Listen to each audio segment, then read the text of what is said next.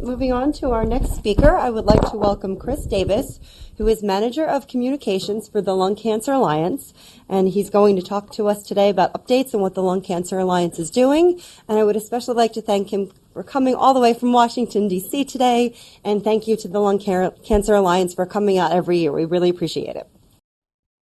Hello, can everyone hear me? Yes. All right, great. Yes, I'm Chris Davis. I'm the Manager of Communications with LCA, and thanks so much for having us back again this year. We really appreciate getting an opportunity to come out for this. And in my role with LCA, I like to think of myself as sort of a storyteller, and I get to help not only our organization, but also members of our advocacy community in terms of helping them share their stories and get the word out about their lung cancer experience. So that's what I want to talk a little bit about with you today. This is the outline that I wanted to share with you, give a little background on Lung Cancer Alliance for those that don't know about us, details on where and how you can share your story, and also some advice specific to Lung Cancer Awareness Month. Currently at our website, lungcanceralliance.org, we're sharing tips for people every single day. So if it's something that you want to take advantage of, there's a place for you to go and get some details. Here's a little bit of details about Lung Cancer Alliance. Our tagline is saving lives, advancing research, empowering people. We've been in DC for 23 years, and we offer free support services that hopefully you all know about, but again, you can go to our website to find out a little bit more about that. We've been fortunate enough to be able to do some national awareness campaigns on stigma, support, and actually, last week we launched one about specifically lung cancer screening. So that's also on our website if you want to take a look. And one of the things that we're really proud about, at least on the advocacy front, is we've been able to establish a pipeline that started in 2008 to secure over $125 million in research funding, and we continue to do that each year. That's ongoing. From my perspective, I work with the communications team to continue our national community through our social media channels, which is something that we're really proud of. We get a lot of engagement primarily through our Facebook channel, but it's a way that we found, we've been able to connect people not only to our organization, but to other folks within the lung cancer community. And also, I want to make sure I mention our events as well, primarily our run walks that take place throughout the country as well. So I'm here specifically to talk about the aspect of community and also sharing your story and how you might be able to do this through two particular avenues. One is social media and one is primarily media outreach. Let's talk about social media first. What we use are four primary platforms. Hopefully y'all are familiar with some of these. Facebook is the big one that we use. We put out a lot of content. Hopefully you've seen it. We share our survivor spotlights on there, provide details about the programs that we have, and it's great because you can see the comment section flows, and it's not necessarily stuff we're putting out there. There's engagement between the community, and we like to see that. Twitter is a little bit different. You share less information, but it's definitely just as impactful. We use this more for our events because it's more real-time stuff and stuff that's like news-related that you want to share with your networks. Instagram, if you're not familiar with that, it's primarily images. We use that for a lot of facts that we share about lung cancer and events, things that take place at our events we put on Instagram as well. And YouTube is primarily all video. So again, these are all different avenues to be able to communicate externally to your networks. So let people know what you're doing in your world. And there are a few best practices associated with that. Keep it short and simple. You don't have to be long-winded for people to take advantage of what you're putting out there. Reach beyond your community, and there are ways to do that, and we'll talk about that later in the presentation in terms of applying what are called hashtags to whatever you're putting out there. And then finally, not just on Instagram, but through all your networks, use visuals. Visuals are really powerful, and it gives you something that's lasting that people can have a takeaway when they're looking at whatever your social media channel is.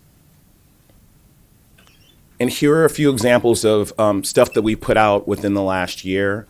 The first one on top is just a simple fact. These do really well from a standpoint of being able to educate people we always look at what we put out as an opportunity to educate and provide information where people may not necessarily know about someone's lung cancer experience or the statistics associated with that. And then I also have here some survivor spotlights that we share. I mean, this is really straightforward, and this is where there's, power in terms of you putting your own experience out there. People in your own networks may not know about what you've been going through, may not know about what a family member has been going through. And this is a way that we found that we get a lot of connection with our community this way. Now, on the flip side of that, you can also do, basic media outreach. This is really important, and it's a primary component to what I do each day, helping not only folks at LCA, but our external community partners, patients, survivors, do that. And we think this is really powerful. Why? It could fight back against lung cancer stigma, which unfortunately is still very real. And by personalizing and giving people perspective on what your experience is, they can sort of put a face with what's actually going on there. And again, educate the public about the facts associated with lung cancer. But what we've seen through our social media is we're spreading hope, and you can also do that by getting your story out through media channels. That's really important as well. And again, it brings it down to a local level. People may not necessarily know that a next door neighbor or the person that they see at the potluck event is actually dealing with a lung cancer diagnosis. It's a way to make it more real and connect with them. So how do you go about doing that? Well, there are a couple of ways. And again, this is what I've been able to help people do, and hopefully you'll be able to sort of do this in your own channels as well. Contact a reporter is something really basic. You can do this on a local level. It's as easy as picking up the phone or doing your own research online to see, who might be interested in your own story if you have something to talk about, and sending them an email. You can call, but I've been told time and time again by reporters that they prefer emails. And it's just a good way to start that relationship. They may not do a story when you first reach out, but that's okay. Because again, doing all of this is to educate people and to sort of get them in the fold as far as understanding about, what does it mean to be dealing with lung cancer. Another way is you can connect via social media. This has happened a couple times in our network where people see things on Twitter. It's like a reporter will say, hey, I'm looking for a patient who's had, this experience with immunotherapy. Can you tell me about your story? So look for those avenues to be able to share your story if that's of interest to you. And a really basic one that we encourage folks to do is just send a letter to the editor. They're 100 to 150 words, really straightforward, an opportunity to inject your personal story into the piece, but also provide some stats. Again, it always goes back to educating people so they actually care about the issue. So again, Lung Cancer Awareness Month. I mean, what do you want to do? Is this something that is on your radar as far as being an advocate this month? Well, I hope it is, because this is an opportunity, and we have some ways that we're sharing with our community each day through our social channels and on our website. I just wanted to provide a couple of those for you today. For social media, you can do something as simple as apply a Facebook frame that we have that you can download. One of them says, I'm a survivor, and one of them just says it's Lung Cancer Awareness Month. It's just a way for your network to realize that this is an issue that's important to you and that they should pay attention to what you're putting out there. Another thing you can do is share fact posts that we're putting out on Instagram and on Facebook. More education is always better, and we make it very easy for you to do that. And then finally, relevant hashtags. It's a way for you to be able to follow the conversation during Lung Cancer Awareness Month, but also signal to other folks that they should be paying attention. For Lung Cancer Awareness Month and lung cancer social media, those are the two hashtags that are there, hashtag LCAM and hashtag LCSM. If you need more information on this, again, I have my email address at the end of this, and you can contact me. And for media outreach, some of you may be doing awareness events. You may be attending awareness events. Media, local media want to know about these things, particularly now because it's Lung Cancer Awareness Month. Reach out to them. Let them know you're involved. They love to highlight stuff like that at a local level. And then, again, you can also write a letter to the editor for your local newspaper. They're looking for content during Lung Cancer Awareness Month, so it's a great opportunity to get noticed. And we also have a template that you can use on our website to make it as simple as possible for you. So here's some key takeaways, again, just so you can remember this stuff when you go home from here. For social media, make sure that's the right platform, and the right platform is the one that you want to use, and make sure that the information you're providing is the right type for that particular platform. It's like YouTube videos, Instagram visuals, that sort of thing. And keep it short and simple, because that's what people look for when they do social media. And make your post powerful. Share your perspective, inject your viewpoint, and people will connect with it. And for media outreach, local is better. This time of year, people, for Lung Cancer Awareness Month, they're looking for local stories to tell. They want to hear from you. So, there's no guarantee of coverage, but again, it's an opportunity to start the education process and put this issue on people's radar because it's so important. And Lung Cancer Alliance, particularly me, I'm here to help. I get calls and emails from people all the time, and I'm always happy to, provide whatever you need. Let's say you do get an interview request when you reach out to your station. I help people prepare for that stuff all the time, so I can help you as well. And again, thank you so much. I appreciate your time. And if you have any questions, feel free to reach out to me. I'd like to introduce my colleague, Miranda Goff. She has a couple more details to share with you and something special. So thanks.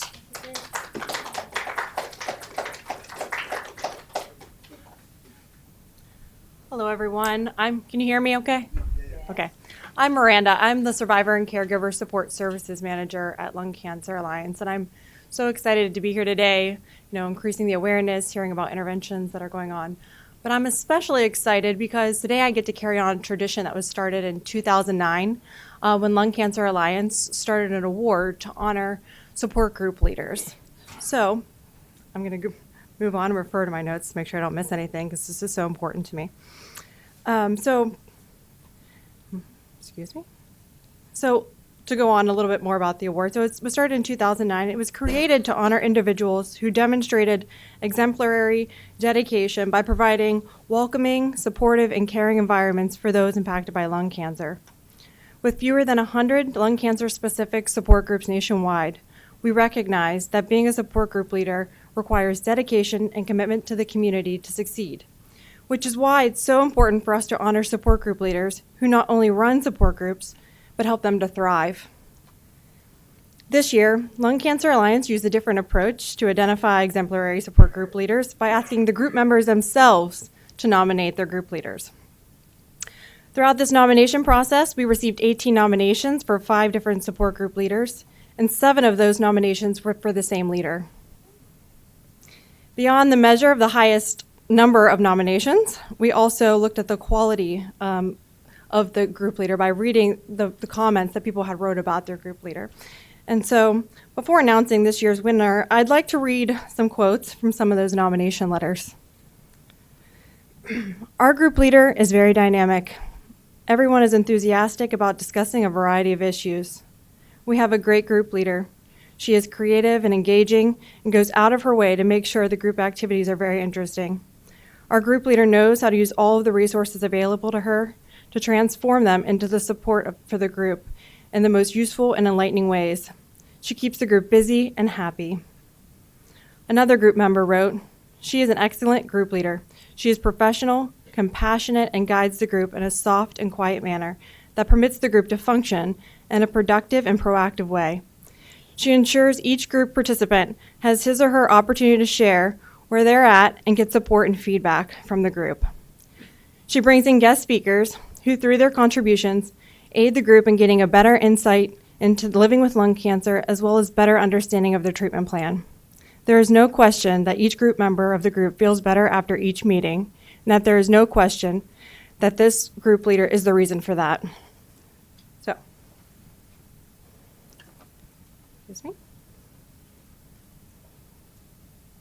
So, as I go on, just give me one moment.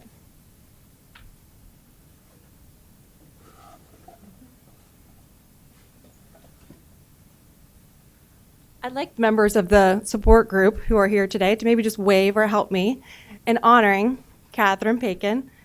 Excuse me, come on up. And if the members of the group would also come up, if you would like to. If not, that's okay.